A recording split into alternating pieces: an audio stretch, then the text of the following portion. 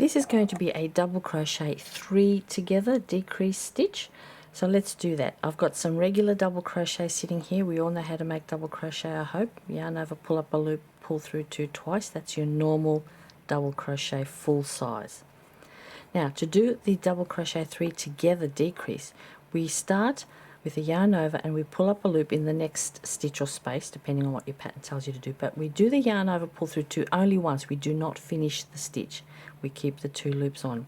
Now we do another yarn over, go to the next designated spot there, pull up another loop and pull through 2. That's another incomplete stitch. So now I have done 2 of them, you see there?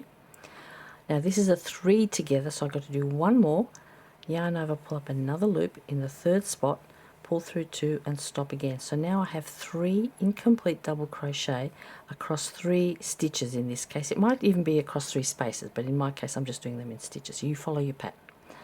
To finish, we do a yarn over, there's 4 loops there, we pull it through all the loops, all 4 loops on the hook, and now I have decreased from 3 down to 1.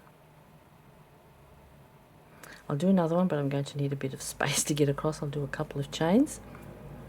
So here we go. Yarn over, pull up a loop, pull through 2. Yarn over to the next spot, pull up a loop, pull through 2. And once more, pull up a loop, pull through 2. 3 incomplete double crochet, yarn over, pull through all 3, and we're done. There you go. That's a double crochet 3 together, also known as a decrease stitch. Have fun.